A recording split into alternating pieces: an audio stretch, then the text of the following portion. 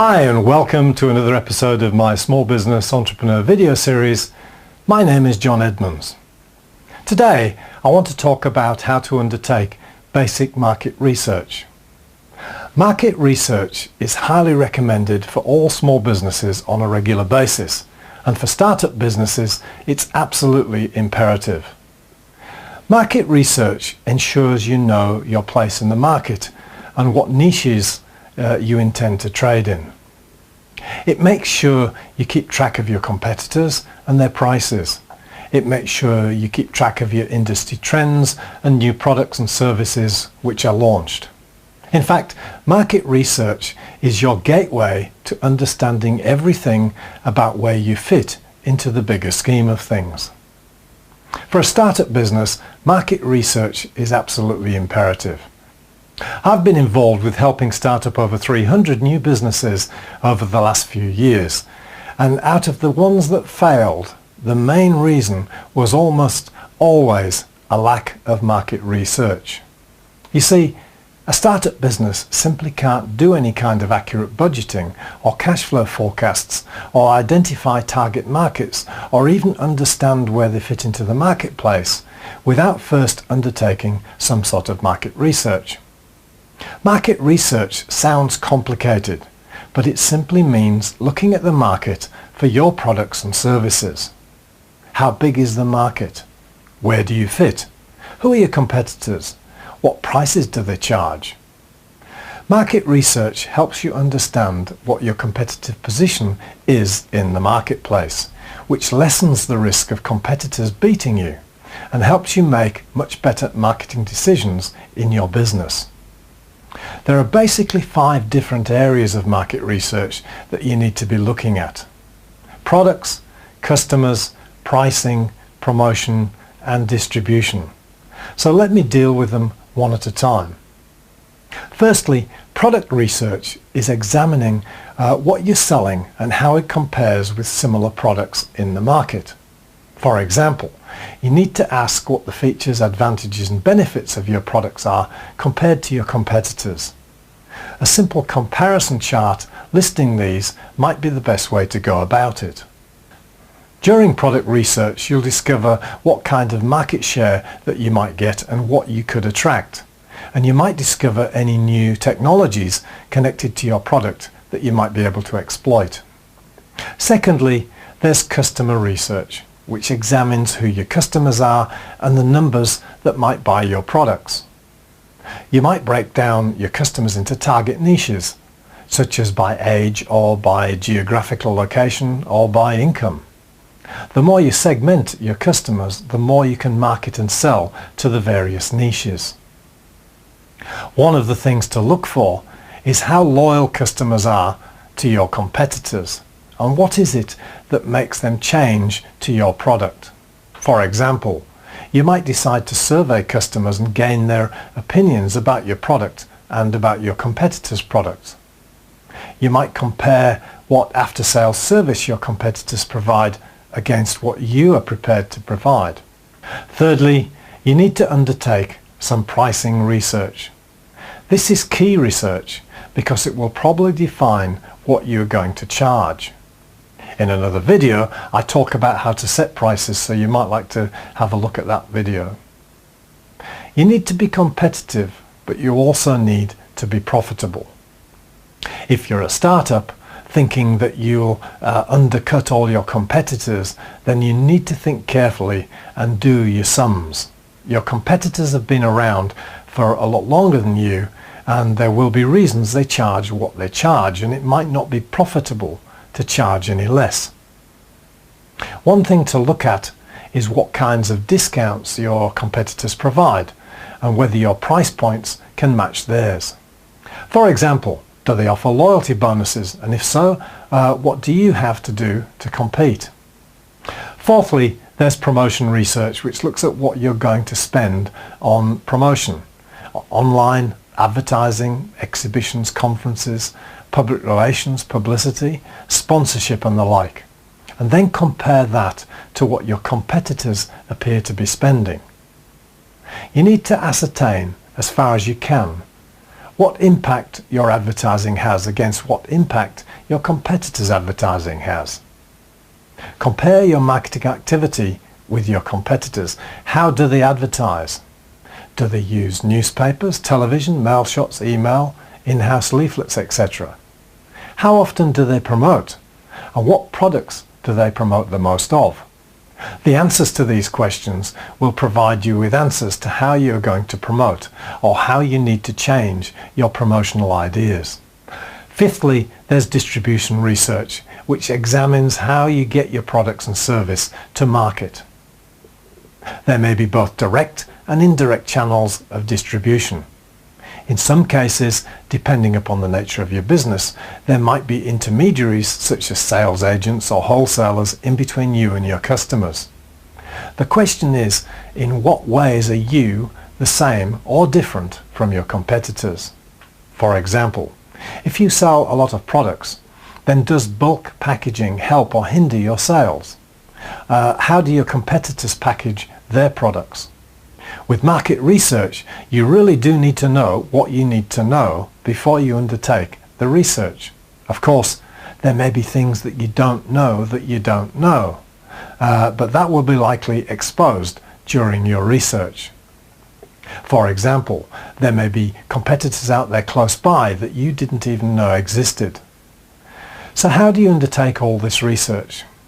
Firstly, there's internal research, meaning within the business. This type of research is usually free and just takes up a bit of your time or somebody else's time. You can often glean information from your own computer or data systems such as customer numbers, which products sell and don't sell, best sellers, worst sellers, different sales in different locations, staff and customer opinions, etc. Secondly, there's external research. Some major sources of external research are the internet, obviously, libraries, government agencies connected to business, chambers of commerce, other marketing databases, Bureau of Statistics, business magazine articles, newspaper write-ups, technical data, trade and industry associations, and also your local college or university. You might be able to think of many more. Of course, the information from these places is unlikely to be in the form that you want it, and you might need to do quite a lot of reading and analysing. Thirdly, there's field research, which means going out into the world and using observation and experiments and questions to gather your data. Observation might include visiting your competitors and actually watching what people buy. An experiment might be to do with a taste test if you have a new range of confectionery, for example. In respect to questions, you might simply put together a survey questionnaire and ask people in the street to answer them for you. And I often see people in the street with questionnaires. You often wonder what they're doing, but often they're just doing market research for business. If you do consider a questionnaire, then you might like to get a university student to put the questionnaire together, because to gain the right answers, there are certain ways to ask questions. Questionnaires should always be designed by somebody with technical skills, because if not written properly, a question might evoke the wrong responses, which can lead inevitably to incorrect research data.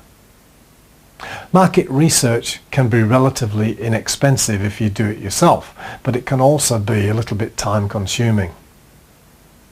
Fourthly, there's quick market research, which is where you simply make a list of your top 10 customers and invite them to your office for a few drinks or a little promotional party, such as your first anniversary party, and then you purposely ask them questions either individually or as a group. And these questions might be, what do you think I can do better? Or why did you use me rather than your competitors? And how do you make your buying decisions? In academic circles connected to market research, you'll hear the words quantitative research and qualitative research, and you need to know the differences between the two. Quantitative means quantity. You have to have research samples big enough to provide reliable information, and this might mean asking 100 people rather than 10. Qualitative research, on the other hand, is all about quality and is usually a bit more difficult to nail down. Qualitative research involves assessing people's feelings, emotions and motivations and more concerned with depth rather than breadth. Qualitative research is all about subjectivity. I've mentioned quantitative and qualitative because it's important to understand what kind of market research you're undertaking. Is it gaining numbers and facts, or is it trying to assess feelings and thoughts? Market research needs to be budgeted into your financial forecasts because although much of it can be done free in-house, there are wages for people undertaking the research and the time and energy which might have been used elsewhere. If you have the money, then you might want to consider getting somebody else to do the research for you. There are market research agencies out there, but they can be quite expensive if you want them to do everything. And you will probably be looking at thousands of pounds rather than a few hundred. In fact, many market research agencies won't work for you unless you're prepared to commit at least £5,000 or more. They're not being greedy, it's just that there's often a terrific amount of person hours involved in market research. If you do decide to appoint a market research agency, then organise to spend a couple of hours with them first. You need to spend time with them to assess how professional they are, what their costs are likely to be, how they actually work, and how comfortably you'll be using them. If you go into a market research agency with an open checkbook, then you can be sure that they'll find ways to spend your money, because market research can be as big or as small as you want to make it. Therefore, you'll probably also need to discuss where savings can be made by scaling down some of the research and discussing what's possible for what you can afford. Another option for doing your market research is to hire a freelancer. For example, some university students, business students, might be interested in doing paid market research work in their spare time or vacations, rather than working behind a bar. It's not unusual for university lecturers and tutors to help businesses find market researchers from their student population. The tutors may then tie the market research project into the student's learning program. So it's always worth checking with the business school at your local university. Finally, if you're a startup doing a business plan, then market research is absolutely necessary because readers of your plan need to see that you've done your homework. They need to see, for example, that your projected figures in your cash flow and profit statements are based upon good market research and not just simply plucked out of the air. In closing, if you've ever watched Dragon's Den on the television, you'll have heard the words market research constantly being mentioned by the dragons. It's so important, but it's also so easy to be tempted not to do market research. I can only say this: if you don't do market research before you start your business, then your business has a lot greater chance of failing than if you did do your market research. Thank you for watching. I trust you found the information in this video helpful.